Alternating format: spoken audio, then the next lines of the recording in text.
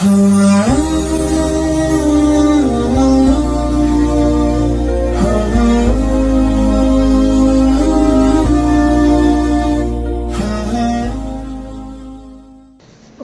बिल्लाहि मिनश्शैतानिर्रजीम बिस्मिल्लाहिर्रहमानिर्रहीम वक़ील या अर्दु इब्लई माअकी व या समाउ अक़लिई वग़ीज़ल माउ वक़ुदियल अम्र वस्तवत अलल जूदी वक़ील बुअदन लिलक़ौमिज़ ज़ालिमीन वनादा नूहुर रब्बहु फ़क़ाल रब्बि इन्न इब्नी मिन अहली व इन्न वअदकल हक़्क़ु व अंत अहकमुल हाकिमीन क़ाल या नूह इन्नहु लैस मिन अहलिक इन्नहु अमलुन गैरु सालिह फ़ला तस्अलनि मा लैस लक बिही इल्म इन्नी अइज़ुक अन तकून मिनल जाहिलीन सुब्हानक ला इल्म लना इल्ला मा अल्लमतना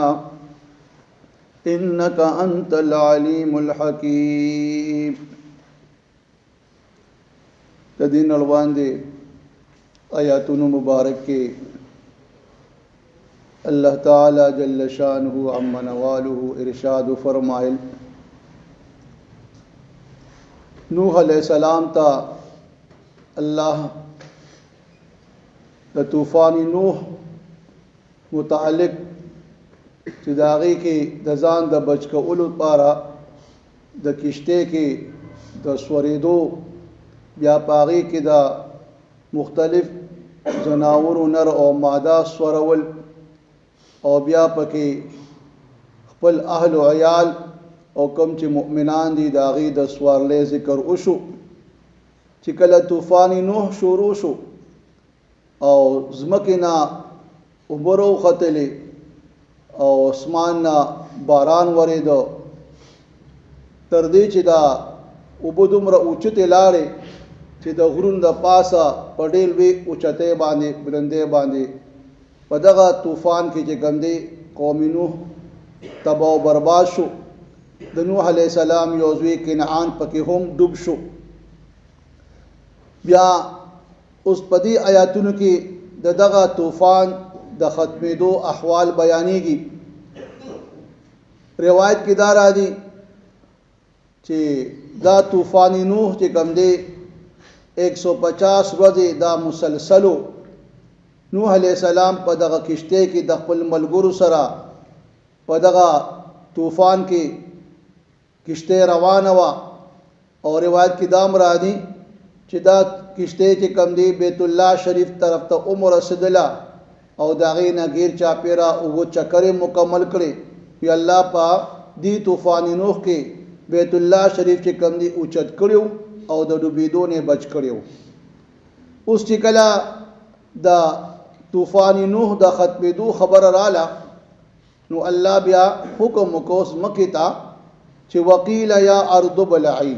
एज मके दा उबख पले वापस जज़ब का सुमर उबची कम दज़मके न रवोते हुए अगा ज़मके ता हुक्म वशु चे दागा उबतुल जज़ब का और ब्या आसमान ता हुक्म वशु चे वाया समाउ अक़लिई ए आसमाना नूर बारान बरउल बन का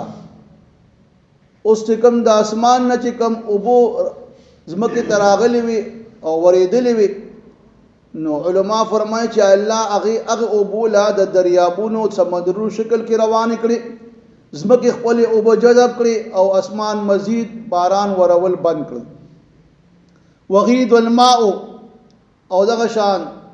उब चे कम दी कमशवी अग सतह कमशवला और वक़ुदियल अम्रु और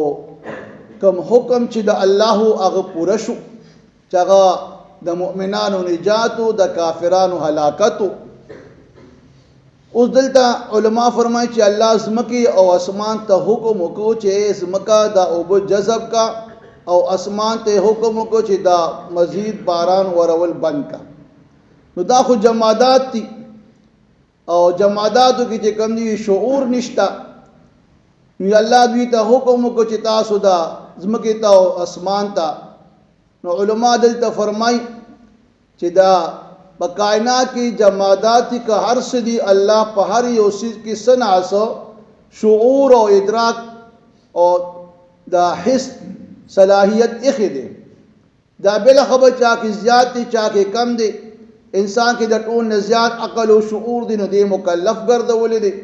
په نورو کې چې کم دی هغه شان شعور او حس او ادراک کم دی نو هغه مکلف نه دی خو صنع ادراک او شعور پارسیز کې شته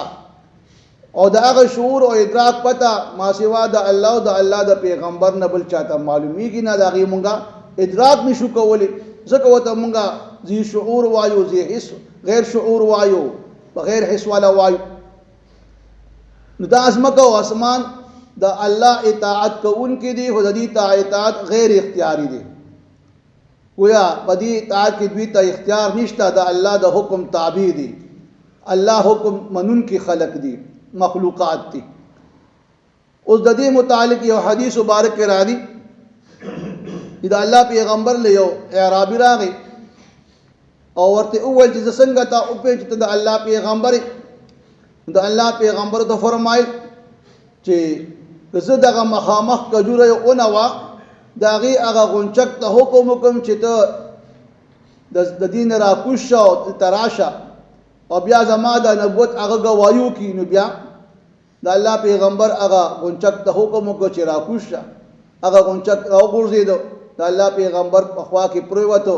بیا وته د الله پیغمبر فرمایي چې واپس بیا لاړ شه هغه غونچک واپس بیا چې کم دی هغه کجوري اون کې اون خطو دغه د کې ایرابي چې د حالات ولیدو نو مسلمان شو دغه شان علی کرم الله وجهه فرمای چې زه د الله پیغمبر سره کله مکی معظمه پلارو کې تیرې دم نو کم غر یا کم اون چې براتلا نو باقاعده السلام علیک یا رسول الله به ویل نو ګویا دین دا معلومه شولا چې دا الله او د الله د پیغمبر په حکم باندې باقاعده جمادات او نباتات ټول چې کوم دی هغه اطاعت کوونکي دي د دوی خبره اوریدل د الله او د الله د پیغمبر خبره اوریدل د الله په دوی کې صلاحیت اخی دي نو خلق چې کوم دی کې دا طاقت نشته چې دا جمادات او نباتات چې کوم دی دا غوي ادراکو کی او دا غي هغه خبره ووري ورپسې بیا الله فرمای چې واستوت علی الجودیه دا کشته ادری دا د جودی په غر باندې جودی غر چې کوم دی دا علما فرمای چې د عراق موصل نامی خار کې د جزیره ابن عمر نا شمال مشرق تا ارمینیا شهر باندې سرحد باندې دا غر واقع دی او دا کشته چې کوم دی چې کله ادری دا نو دا وی لسم محرم او د عاشوري ورځ نو چې کله دا کشته ادری دلا نو نوح علی السلام خپل ملګرو ته وویل چې را الله چې کوم دی مونږه طوفان نه بچ کړو نو تاسو په شکریا کې روزه ونیسه نو د عاشوري روزه نوح علی السلام چې کوم دی په خپل هم او دا هغه ملګرو چې کوم ورسره د ایمان خاوندان هغه دغه روزه ونیوله اوس چې کله دا کشته جودی غرق ته ورسېدله الته ادریدله نو بیا دغه د کې روایت کرا دي چې نوح علیہ السلام یو کارغه ته وې چې لاړ حالات معلوم کا هغه کارغه چې کله راغی نو مردار پزمکه پرتو پاغي باندې اړم شو دغه خوراکي شو او وخت ډیر واغستو بل نو بیا دغه د کې نوح علیہ السلام چې کم دي کمتر ته حکم وکړو چې لاړ شته ته معلومات وکړه چې کمتر لاړ نو هغه واپس سم د سراله په مخوګه کې چې کم دي د زیتون د اونې یو شنه پاڼه وا او خپې چې کم دي هغه په خټو کې ککړې شوی نو دغه د کې هغه ته پته ولګېدله چې را اوس طوفان چې کم دي ختم شو او زمکه چې کم دي اوس دا قابل د اوسېدو شولا نو دغه جودي خاص رخوا کې بیا یو علاقہ یو خارم آباد کو او روایت کې دام را دي چې کله سبا شو نو دا اتیا کسوالو کسانو جبا بالکل مختلف شولا هر یو کس به جدا جدا مختلف جبا ویلا پای کې ټول خپل جبا چې کم دی هغه عربي وا او الله تعالی چې کم دی نوح علیہ السلام ته دغه ټول جبي او خودلې نو هغه بیا چې کم دی هغه ته پدی باندې په هول کوشش کو د یو بل خبره به باغې باندې په هول کول او دی جودی غار ته وی الله تعالی دا لوی مقام ولي ورکو چې دا کشته چې کم دی په جودی غر باندې ودرې ده. نو علما فرمایي چې دی جودی غار ته الله تعالی دا عزت دی وکړو چې دی جودی غر کې چې کم دی خشوع او خضوع ده، او خشوع خضوع چې کم دی الله چې کم دی ډیر زیات خوښي. چا کې چې خشوع خضوع وي الله چې کم دی هغه له عزت ورکړي، هغه اوچتای. او چا کې چې غرور تکبر راشي نو الله چې کم دی هغه کس چې کم دی هغه سید هغه بالکل بیا ذلیل او رسوا کوي. او بیا وی د الله تعالی دا سنت جاریه ده چې کله مخلوق چې کوم بندا عاجزی اختیاري نو الله هغه لا ډېر لوی اوچت مقام ورکوي، او مخلوق چې کوم یو بندا هغه بیا تکبر غرور کوي هغه ذلیل او رسوا کوي. نو حدیث مبارک راځي الله پیغمبر فرمای چې صدقې په وجه باندې مال کی کمی ناراضي او معافی غختو باندې الله د بنده عزت سیوا کوي، او عاجزی خاکساری باندې الله تعالی بندله اوچت مقام ور کوي او د ذلت او رسوایی نه بچ کوي. خدا د الله یو سنت طریقه ده چې کم سیز ته الله تعالی اوچتوالی ورکی نو خامخا داغه اوچتوالی یو نه رس کم دي سنا سپاغي کمیرا ولی دغه چې دا اوچتوالی همیشه د پاره دا خاصه د الله تعالی ده چې الله همیشه د پاره اوچت دی او داغه په ذات کې با پسوال نه راځي. نو کو مخلوق کې داس یو کس داسې سوي چې هغه الله سم مقام ورکی اوچتوالی ورکی او هغه بیا ځان ناقابل شکست غني او ځان ناقابل تسخير غني یو پر خامخا الله ته کم دی هغه ناکام او نامراده کوي. دا الله د پیغمبر وخوا داغه اسبانو دا اسبات چې کم دي دا به همیشه د نور او خونه چې کم دي روان دي. یو ورځ چې کم دي دا اعرابي په یو اخسورو او هغه چې کم دي د دې اوخ نړوان دي شو. صحابه کرام ډیر زیات غمجن او خفه شو چې را دا اوخ به همیشه د پاره خدا ټول نړوان دی وا اوس دا اوخ ولې مخکې شو. نو د الله پیغمبر فرمایل چې دا یا ساته چې کم سیز له الله تعالی سو اوچتوالی ورکړي نو خامخا یو نه ورځ چې کم دي داغه پاغه اوچتوالی مقام کې با لاندېوالی راځي. نو کدا او خنن روستو شولا نو دا د الله غ سنت دي چې مخلوق به کم دي همیشه د پاره په یو مقام باندې ولاړ نوي دله بخامخا سناسو هغه کمی پکې راځي. وقیل بعدا للقوم الظالمین او اولی شو چې لري والدی د الله د رحمت د قوم ظالمانو د پاره. برحال کله چې دا طوفان ودرېدو او نوح علیہ السلام په جودی غار باندې دا کشته ودرېدله نو نوح علیہ السلام الله ته سوال کوي. د نوح علیہ السلام سلور زامن دي، یو حام دی، یو یافس دی او بل سام دی او سلورم کنعان دی. دا درې چې کوم دی حام او سام یافس دا مسلمانان کارو دا نوح علیہ السلام سره ملګرتیا کوله. او دا سلورم نمبر زوی چې کوم دی کنعان د چې کوم دی دغه کې دا کشته کې سوریدون انکار وکړو او په طوفان نوح کې دی بیا غرق شو.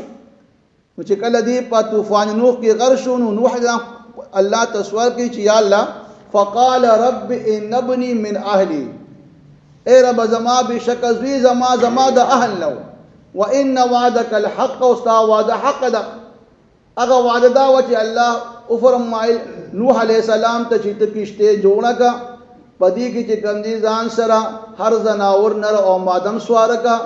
خپل اهل سوارکا او مؤمنان سوارکا. نو چونکه دا کنعان خدا نوح علیہ السلام زوی د اهل نه نو دلته الله ته ځکه سوال کوي چې الله ستا وعده حق ده او تا ما سره وعده کړی و چې ستا اهل عیال بچی کم دي دا طوفان نه بچ کیږي او زما زوی خو په طوفان کې غرق شو. وانت احکم الحاکمین او ته د ټول نو چت کل فیصله کوونکې والا ذات. او چې کله نوح علیہ السلام الله ته دا سوال وکړو چې زما د زوی کنعان دا په طوفان کې غرق شو نو دغه د کې الله وتا فرمایي قال یا نوح انه ليس من اهلك،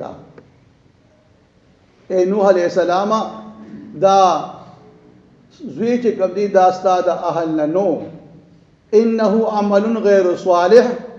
بشکا عمل د چې کوم دی هغه نیک نو. اوس دلته اعتراض راځي چې نوح علیه السلام خو پیغمبر دی او پیغمبر چې کوم دی دا کافر د پاره د دعا نه هغه منع کړی شوی دی چې کافر د پاره به دعا نه غواړي. او بیا نوح علیہ السلام د خپل ځوی باره کې الله ته سوال کوي. نوح علیہ السلام ولې د خپل کافر ځوی د پاره سوال وکړو او دا خو چې کوم نه د الله د حکم خلاف ورزي وکړه ویا ګناه تی سر د شولا او د پیغمبر نه خو ګناه سر د کیږي نه ګناه پیغمبر د ګناه نه معصوم دی. نو داغي جوابونه یو علماء کرام بیانوي چې یو خدای د ازوی کنعان وی منافقو دبا ظاهرا د نو مسجد مخامخ به چې کوم نه اسلام کارا کو او باطن کی کفر او الله په عالم الغیب ذات هغه ته خدا باطن پته ده. نو ځکه او توفون چې دا استاد ازوی چې کوم دی دا غیر صالح او نیک نو نوح علیہ السلام چې کله دا الله ته سوال کې اومدي وجنه کوي چې هو نوح علیہ چې کوم دی هغه ته د خپل زوی دا د کفر پته نه و. هغه د خپل زوی کفر پته وی نو دغه دی کې چې کله طوفان نمخ کې هغه دعا غواړي چې رب لا تذر علی الارض من الکافرین دیارا، اے رب په دې ځمکه باندې هیڅ کافر پرېږ نه دی. هغه خپل باندې د کافر د هلاکت لپاره الله ته سوال کړی دی. نو نوح چې کوم دی هغه صرف او صرف په دې وجه باندې الله ته دا سوال وکړو چې یو الله وته وعده کړی و چې تخپل اولویات په کشته کې سوار کا. دویم هغه ته د خپل لزوی د کفر علم نو هغه چې کوم دی بلاد. اوس دلته علما فرمایي چې روستو بیا هغه په دې باندې معافي غواړي. نو دا هغه معافي باره کې هغه علما دا بیانوي چې را نوح چې کوم دی بلا علم او بلا تحقیق چې کوم دی الله ته سوال وکړو یو قسمه اجتهادي غلطي و. نو دا هغه اجتهادي غلطي د پاره بیا هغه رستو الله ته سوال کوي. نو الله تعالی فلا تسألني ما ليس لك به علم، پس ته مان ته پوس مکوا دا هغه سیس باره کې چې تا ته دا غي علم نشتا. اني اعذك ان تكون من الجاهلين، او زه تا ته نصيحت کوم چې ته دا ناپوه خلکو نه مګرځه. اوس په دې طوفان نوح کې ماشومان په کې هلاک شوي دي. نو دلته خو چې کوم دی نوح علیہ السلام ماشومان چې کوم دی هغه غیر مکلف خلق دی. نو دا خو چې کوم دی یو قسمه دا زیاتی وشو. نو علما دا غي دا جواب کوي چې یو روایت کې دا راځي چې د دې طوفان نوح نړوان دي سلويخ کاله مخکې بیا الله تمام خدای شند کړي دا غي بیا بچی نه کېدل. نو چې کله طوفان نوح راغی نو دغه دې کې چې کوم دی بیا ټول عمر چې کم دی کم از کم سلويخ کالو ماشومان پکې شته نه. دویم جواب علما دا کوي چې را کفر کا پدې کې ماشومان هلاک شي وي نو دغه ماشومان د هلاکت چې کم دی د مرغو درندو چرندو په شان دی چې دا هلاک د دې د عمل کېدل عذاب نه دی بلکې دا د دې د پر خپل مودا دا پوره شول د حیات. نو پدې وجاغي هلاک او مړ شو پکې. او دریم دا جواب کوي چرا الله تعالی مالک دی